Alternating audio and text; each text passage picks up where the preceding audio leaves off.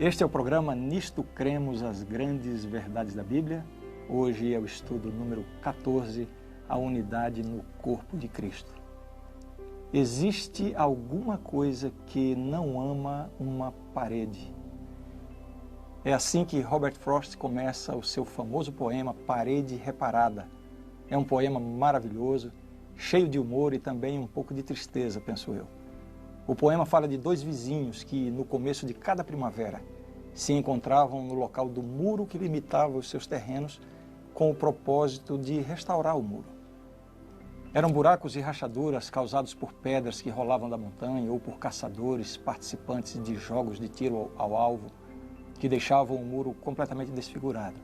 Segundo o poema, os dois vizinhos têm feito isto por vários anos, o que leva o leitor a naturalmente indagar: por que é que os dois homens continuam levantando este muro de separação todos os anos? Aparentemente, eles não têm mais bois e vacas que podem invadir o território um do outro. Então, por que a parede continua sendo reparada ano após ano? Por acaso já não ficou claro que não existe mais a necessidade de construí-la? No entanto, a parede, o muro, ainda seguia sendo reparado ano a ano. Por quê? A verdade é a seguinte: é da natureza humana construir muros de separação, não é verdade? Na vizinhança construímos nossas casas e ficamos do lado de dentro, raramente saindo para conhecer os nossos vizinhos. Digo, realmente conhecê-los. Existem os muros que há mais de um século após a abolição da escravatura seguem separando negros e brancos. Existem muros que dividem os sexos, o homem da mulher, muros de status social que separam ricos e pobres. É por isso que o nosso estudo de hoje é tão importante. Hoje vamos estudar sobre unidade, a unidade no corpo de Cristo. Vamos ver então juntos tudo o que a Bíblia ensina a respeito desse assunto tão importante. Me acompanhe na explanação de hoje.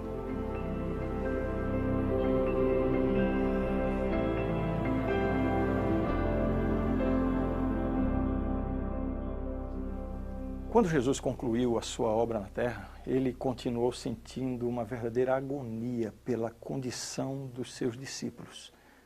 Eles permitiram que a inveja os levassem a discussões sobre quem seria o maior e quem deveria receber a posição mais elevada no reino de Deus. Jesus é amor. Era a sua simpatia que mantinha as massas à sua procura. Não podendo compreender esse amor tão abnegado, os discípulos achavam-se possuídos de profundo preconceito contra não-judeus, contra mulheres, pecadores, os pobres, e isto lhes cegava os olhos para esse todo abrangente amor de Cristo, até mesmo em relação àqueles que eram tão detestados. Mas a opinião de Cristo não poderia ser modificada pela tradição, pelos conceitos populares, ou mesmo pelo controle da família. Seu irrepreensível amor atingiu as profundezas e restaurou a humanidade ferida. Tal amor tornaria os discípulos distintos em relação ao público indiferente e seria a evidência de que eram verdadeiros discípulos. Assim como ele, Jesus, amara, deveriam eles também amar. O mundo seria eternamente capaz de distinguir os genuínos cristãos, não por causa da sua declaração de fé, mas pela revelação do amor de Cristo neles. Assim também, mesmo no jardim do Getsêmani, a principal preocupação de Jesus naquele momento de agonia, de sofrimento, a sua principal preocupação era a unidade da sua igreja. Aqueles que haviam saído do mundo. Vejam o que dizem essas palavras. Jesus disse: eu neles e tu em mim, na sua oração, a fim de que sejam aperfeiçoados na unidade, para que o mundo conheça que tu me enviaste e os amaste, como também amaste a mim. Veja, Jesus está aqui orando por uma unidade no seio da igreja, uma unidade que fosse semelhante àquela unidade experimentada dentro da própria divindade. Essa unidade é o mais poderoso testemunho que a igreja pode oferecer em favor do Evangelho. Vejam se não é isso que está aqui. Para que o mundo conheça que tu me enviaste. É esta unidade. É importante saber que o poder que impele a igreja para obter essa unidade pela qual Jesus orou é o poder do Espírito Santo. Assim diz a Bíblia. Efésios 4, versos 4 a 6. Há somente um corpo e um Espírito, como também fostes chamados numa só esperança da vossa vocação. Há um só Senhor, uma só fé, um só batismo, um só Deus e Pai de todos, o qual é sobre todos, age por meio de todos e está em todos.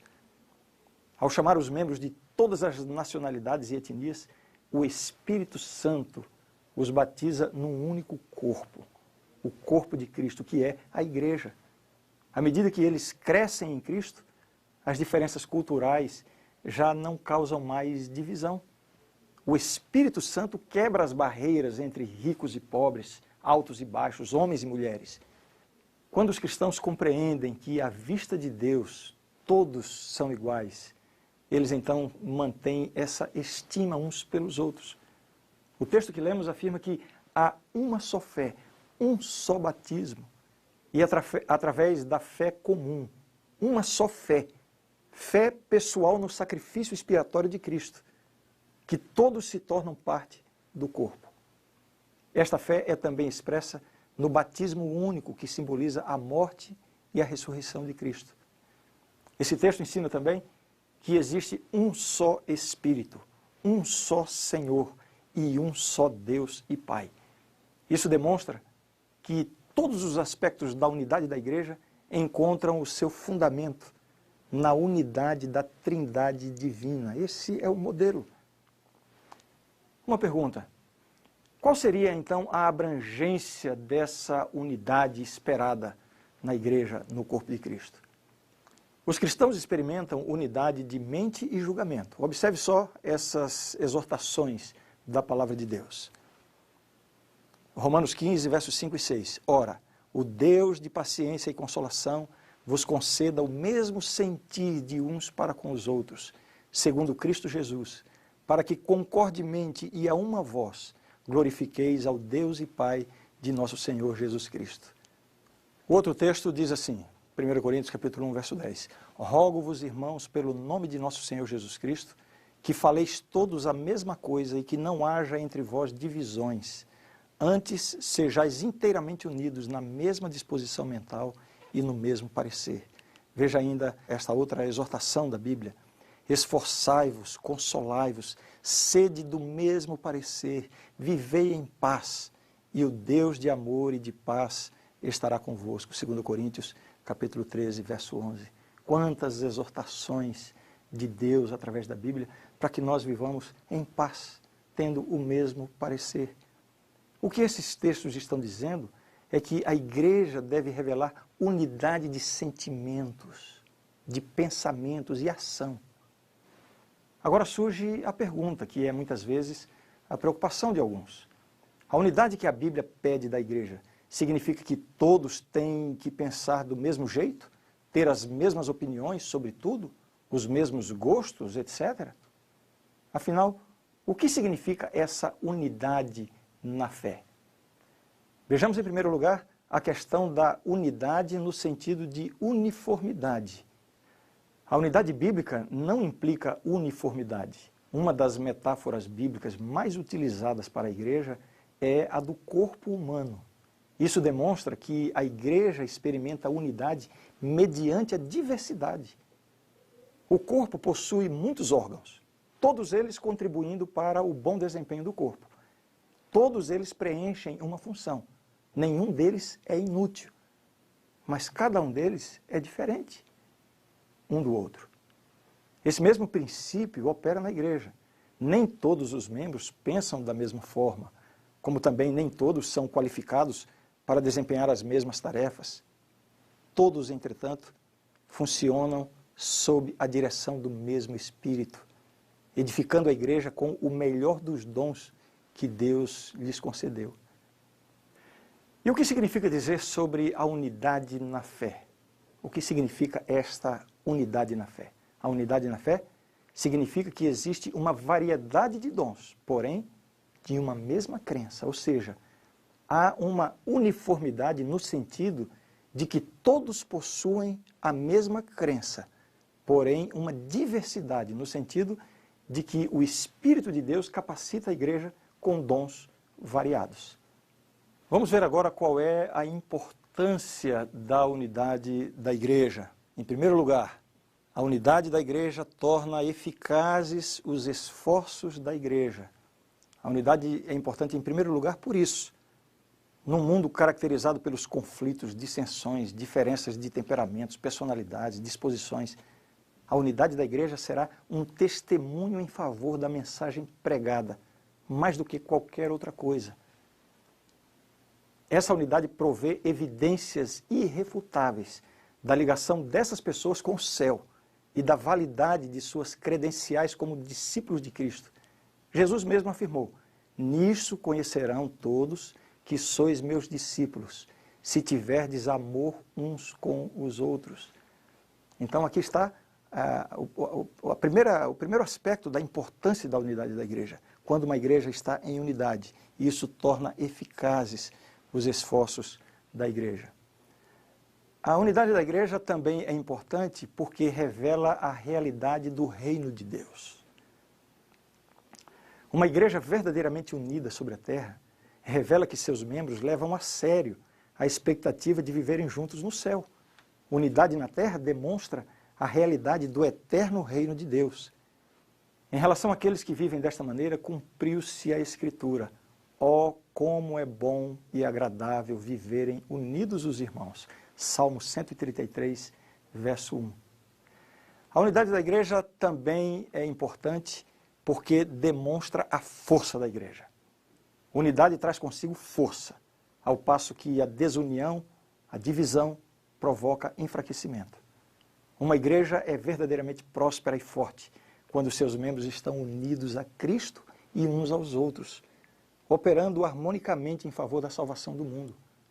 Então, e somente então, serão eles, no mais completo sentido, cooperadores de Deus, como disse Paulo em 1 Coríntios capítulo 3, verso 9. O efeito positivo e benéfico da igreja unida pode ser comparado com o desempenho de uma orquestra. Você já assistiu à apresentação de uma orquestra? Nos momentos que antecedem o aparecimento do maestro, enquanto os músicos afinam os instrumentos, aquecem ali os seus instrumentos, o som produzido é muito estranho e muitas vezes até desagradável. Mas quando o maestro chega, desaparecem os ruídos caóticos e todos os olhares se voltam para ele. Cada membro da orquestra fica atento, pronto para obedecer à direção do maestro. Sob o comando dele, toda a orquestra produz agora música bonita e harmoniosa. Estamos vendo com todos esses textos e comentários o quão importante é a unidade no corpo de Cristo. Sem ela, a igreja não pode realizar a sua missão, ou quem sabe, nem mesmo existir no cenário mundial. É vital desenvolver e manter tal unidade. Por isso é importante agora dedicarmos um pouco de atenção a algumas formas através das quais podemos alcançar essa tão almejada unidade na igreja. Obviamente, o amor deve estar no centro de todo esforço para alcançar a unidade no corpo de Cristo. Amar como Cristo amou. Será que nós, como seres humanos caídos e pecadores, poderemos desenvolver esse tipo de amor? Parece ser algo impossível diante das nossas limitações e pecados. Parece que Cristo nos pede algo impossível, amar como Ele amou. Porém, devemos lembrar que Ele, Jesus, é capaz de fazer o impossível na vida de cada um de nós e na vida da igreja. A promessa que Ele fez nos dá essa garantia. Vejam a promessa de Jesus. "E eu, quando for levantado da terra, atrairei todos a mim." João 12, 32. Uma promessa extraordinária. Trata-se também de uma unidade relacional. Quando Jesus diz: "Todos atrairei a mim." A unidade dos crentes através de suas raízes comuns na videira que é Cristo. Conforme explicado pelo próprio Jesus no capítulo 15 de São João. Jesus diz assim: o meu mandamento é este, que vos ameis uns aos outros, assim como eu vos amei. Finalmente, essa unidade se acha enraizada na cruz. O amor do Calvário que se implanta no íntimo de cada cristão. Somente quando compreendemos que não amamos como Jesus e que não conseguimos fazê-lo por nossas próprias forças, podemos admitir a nossa necessidade de sua permanente presença em nós. E então cremos naquilo que ele mesmo já antecipou. Ele disse, sem mim nada podeis fazer. São João 15, verso 5. Junto à cruz nos damos conta de que ele não apenas morreu por nós, mas por todas as pessoas sobre a face da terra. Isso significa que ele amou todas as pessoas, todas as nacionalidades, todas as etnias, cores, todas as classes sociais. Ele ama igualmente a todos, quaisquer que sejam as diferenças existentes entre essas pessoas. É por isso que a unidade encontra as suas raízes em Deus. A visão estreita do homem é que tende a separar as pessoas. A cruz enfrenta a cegueira humana e coloca sobre os seres humanos a etiqueta de preço de Deus. Mostra que ninguém é sem valor. Todos são desejados por Deus. Se Cristo assim ama a todos, nós também temos que amar as pessoas. Quais são os passos para experimentar esta unidade? Aqui vão algumas indicações. Primeiro passo para a unidade. Vamos começar com unidade no lar. O campo de treinamento ideal para a unidade da igreja é a família. Nós vamos ver isso em mais detalhes no estudo número 23, quando vamos tratar sobre o que a Bíblia ensina e fala a respeito da família. Se aprendermos a exercer sabiamente a direção, a bondade, a gentileza, a paciência e o amor, tendo como centro a cruz, se aprendemos isso em nosso lar, estaremos aptos a desenvolver os mesmos princípios no nível da igreja. Eu tive um sábio professor que uma vez fez a seguinte declaração, se referindo a uma pessoa a quem ele queria elogiar. Ele disse assim, olha, o fulano de tal é um grande cristão, ele é muito cristão. Olha, e ele ficou procurando palavras para nos convencer de como essa pessoa era tão cristã. E ele disse assim, olha, ele é tão cristão que ele é cristão até em casa. Eu não preciso explicar. Parece que o lugar mais difícil de ser cristão é em casa, não é? Vejamos agora o segundo passo para a unidade da igreja. É necessário que haja disposição para a unidade. Para alcançar a unidade no corpo de Cristo, devemos exercer boa disposição, minimizar as diferenças, evitar as dissensões em questões que não são essenciais. Como isso é difícil para nós, né? Em vez de focalizarmos aquilo que nos divide, deveríamos falar sobre as preciosas verdades que nos unem. Falemos sobre a unidade, oremos para que a oração de Cristo se cumpra em nós. Deveríamos ser menos sensíveis a certas ofensas. Uma vez alguém chegou para mim e veio me contar que uma outra pessoa havia falado mal de mim. E essa pessoa disse, olha, Ranieri, o fulano de tal falou isso de você. Quando ele terminou de relatar, até numa forma de repreendê-lo, porque esse é um papel que não deve ser feito. Eu disse assim, e o que mais ele falou?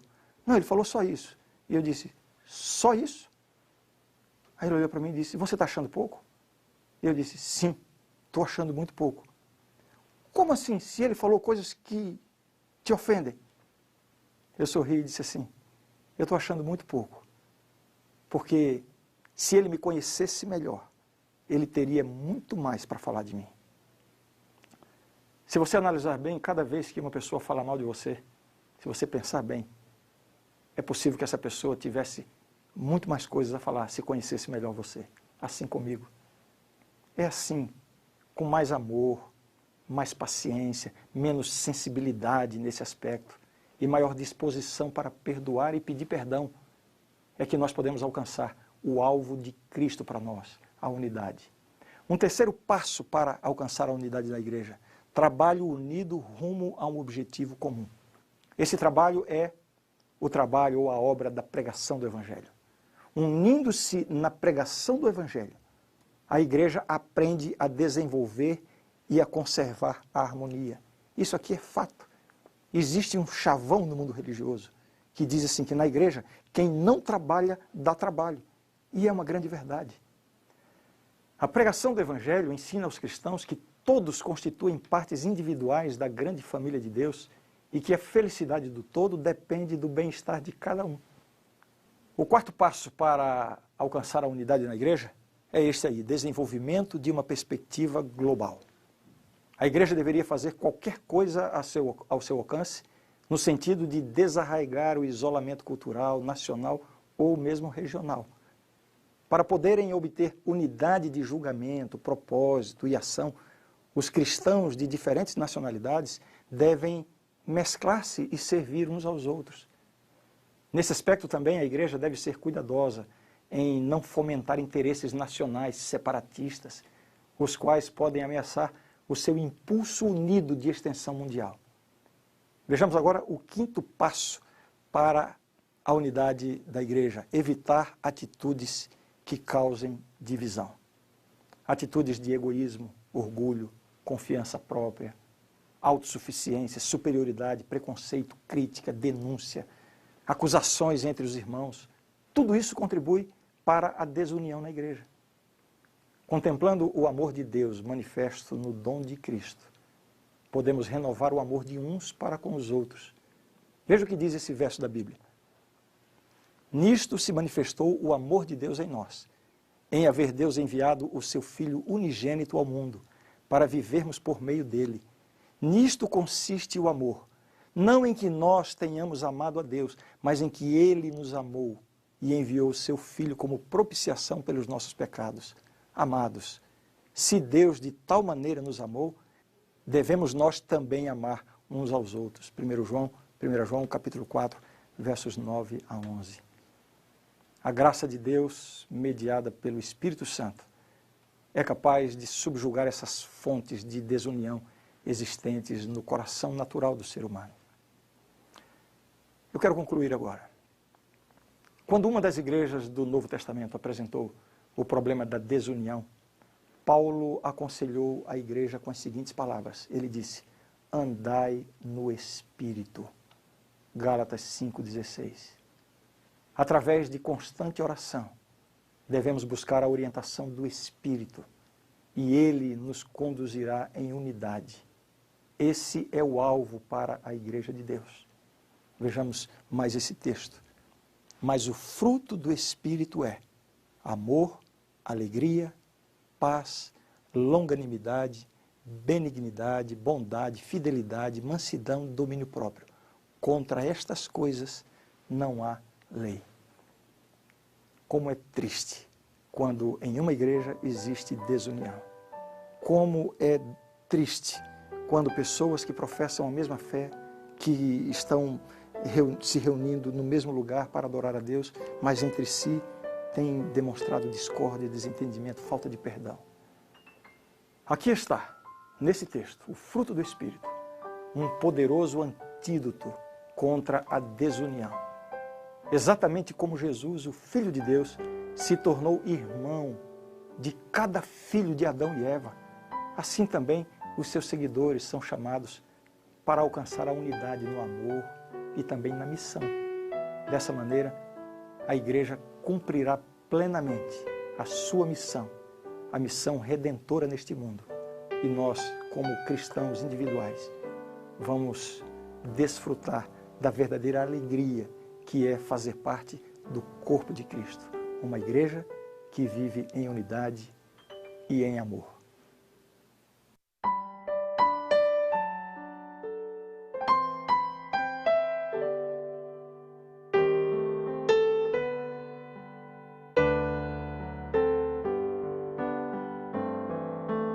Bem junto a Cristo, eu quero estar. Bem junto à cruz, doce paz desfrutar. Sim, ao teu peito eu busco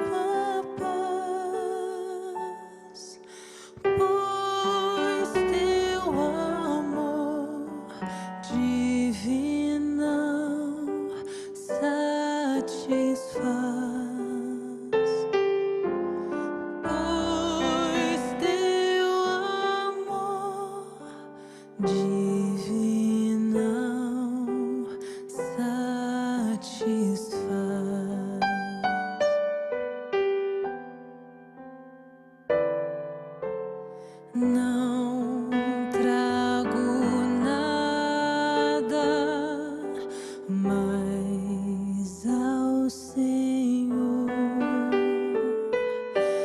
Só este meu coração pecador, mas te suplico em contrição, ó Salvador, dá-me paz e perdão. Ó Salvador, dá-me paz e perdão.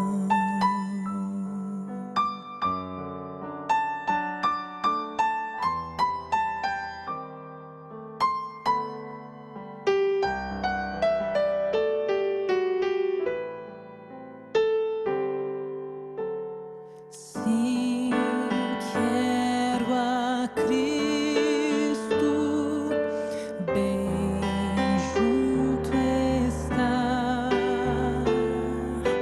até lá no além conseguir aportar.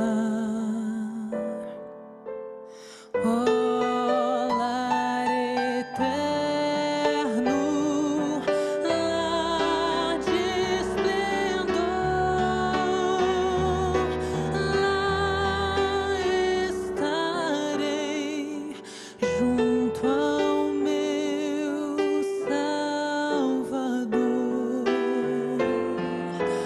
Lá cantarei todo o seu grande amor. Lá cantarei todo o seu grande amor.